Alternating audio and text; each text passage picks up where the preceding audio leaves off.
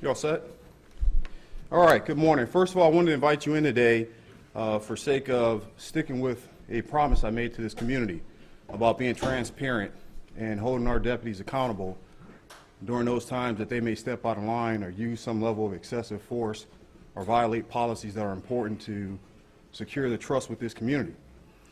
And so once again, here we are. That's why you are here today, to speak about an issue or to address an issue that occurred here in this agency, and it involves one of our deputies. I'm going to give you a highlight of some of the things, and then I'm actually going to share a video with you.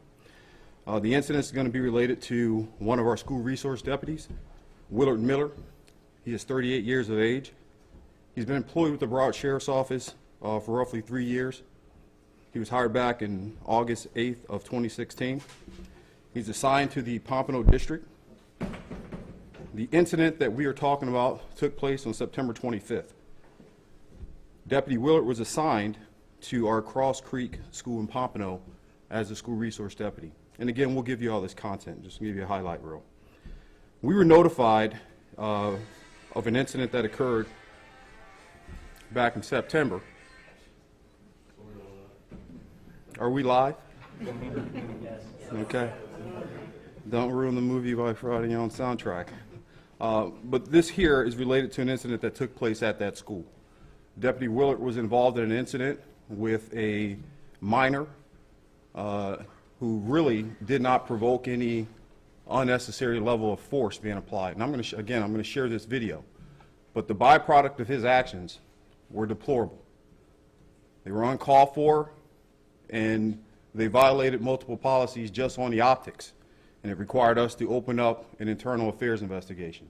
Now, the interesting thing about this is this was not exclusively something that we discovered as the Sheriff's Office. I will applaud and say great job to our partners at the school board and the school district who presented this information to us as they were conducting an investigation totally unrelated to this. And they examined the cameras and they decided to send that video footage over to our agency to examine and look at, as they felt as though this was probably a policy violation. And so when we received it, we had an opportunity to take our first steps of opening an internal affairs investigation. We forwarded that information and video over to the state attorney's office so that they can examine it as well. The state attorney agreed that this was something that was going to consist of some criminal charges. And so at their recommendation, and looking at what we had, Deputy Willard was arrested this morning. He was arrested this morning on one count of child abuse without great bodily harm, which is a third-degree felony. As you can imagine, he is currently suspended without pay until we can conclude our internal affairs investigation. What I'll do now is play the video, and then I think it'll probably turn into more of a Q&A period for you all.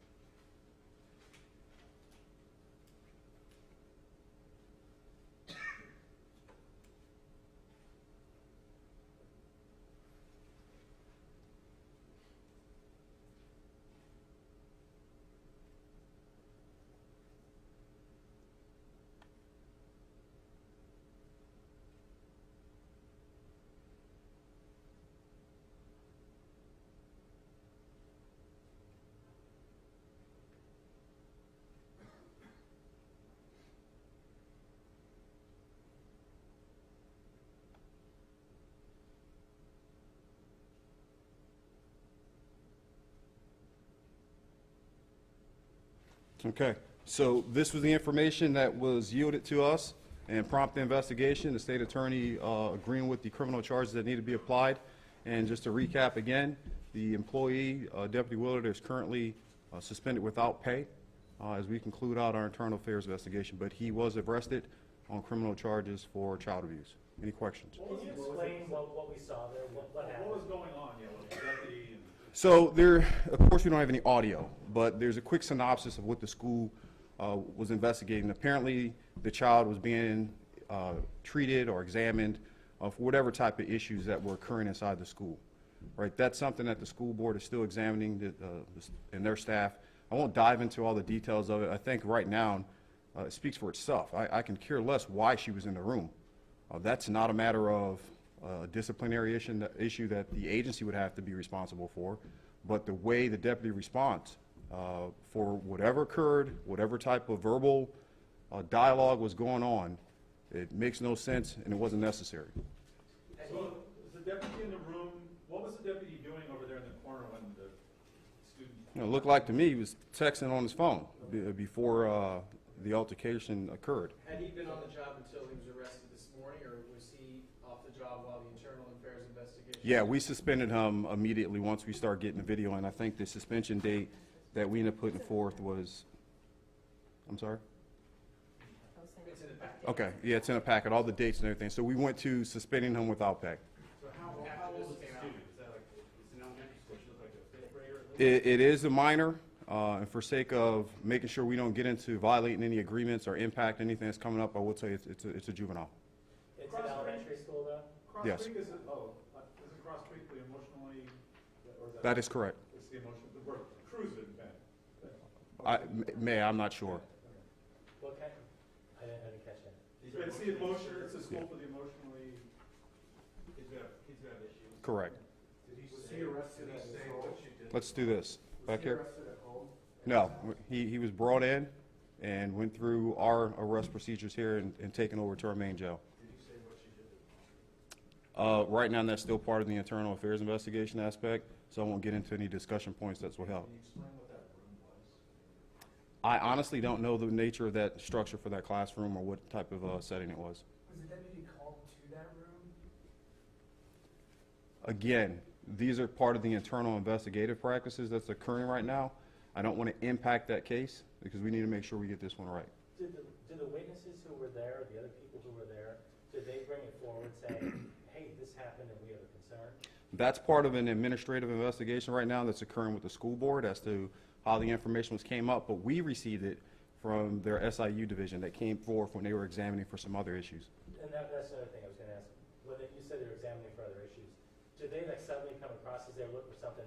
Totally not even looking for it, looking at some other school matter issues, and it popped up on the screen. They said, we need to get this over to BSO. So nobody in that room then reported this? From my understanding, that may be correct.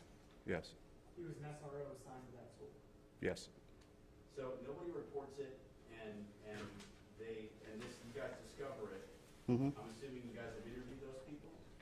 Is that As your- part of our internal affairs investigation, we'll be interviewing everybody that had any type of observation in that setting. So was the girl waiting for her parents to come and get her or something? Does that look like? You're diving into details that even if we had, we probably wouldn't be able to share them, but I don't have that. So there's an ongoing IA investigation, it wasn't complete. Correct. Did Deputy Miller, did he have any disciplinary record before? None. How The long have people you who were been a SRO at that school? I believe he came over, signed in February 2018. I'm sorry? February 2018. Yes. In each of these cases, you're taking swift action with the last two we've done is with you as well. And Sure. is there something that needs to be changed in the department that you're the message, I mean, you're moving on? Well, there's a combination of things that need to be changed, and we've been working on them. This isn't the first case where we've looked at how our internal affairs investigation process works. We're looking at ways to expedite that, but we're also changing a culture here, a culture of an allowance where disciplinary actions weren't being taken at the command level, weren't being pushed out in the messaging, right? Look, there's been a lot of talk for over 2 years now about the sheriff in this role and the position, and are they responsible for the actions of their deputies? I'm going to tell you, as far as I perceive it, yes, I am. And so if they fell in the field to perform their jobs, it's my responsibility to hold them accountable. You don't displace that off to somebody else. You don't say that it's the individual deputy's responsibility when you're leading an entire organization.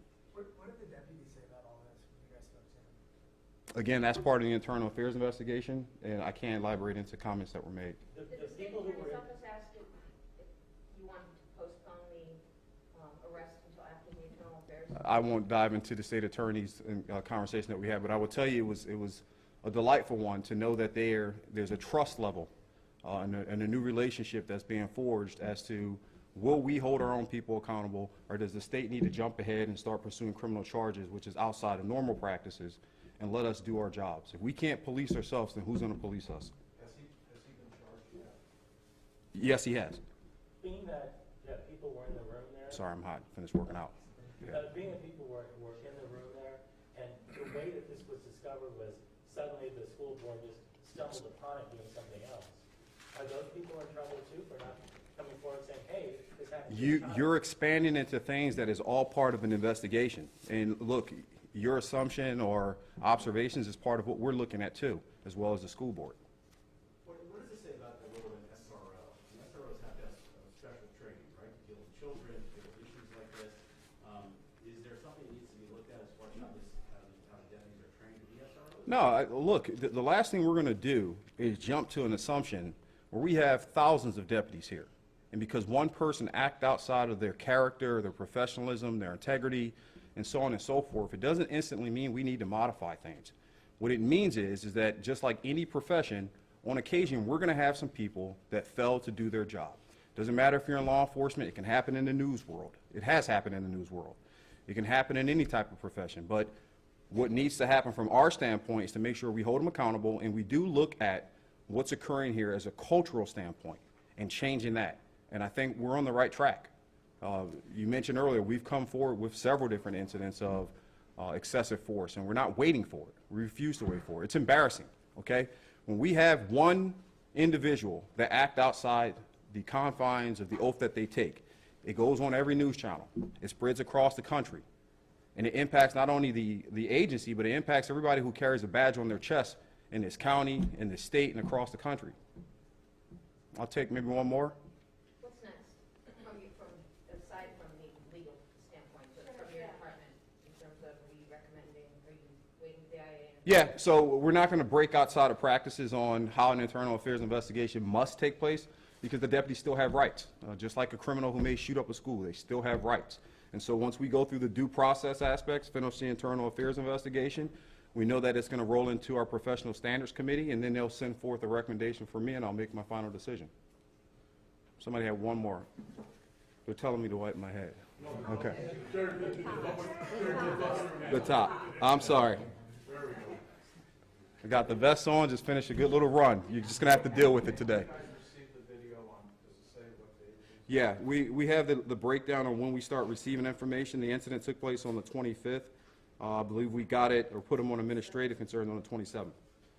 Sheriff, just a guttural reaction when you saw it. I mean, what? I'm tired of it. There's your line. I'm tired of it. I don't want to spend time standing here about disciplinary actions for a very small population of people who break outside of what they're supposed to be doing. But I'm going to fix it. And I'm going to hold people accountable. If I have to do this 15 more times, we're going to do it 15 more times. And to those small fraction of people out there and deputies who don't get it are held accountable, and we're going to move them on. So that's my reaction. And before I leave, I will say this. Thanks to the parents, okay? Because we brought this to their attention. And they had options.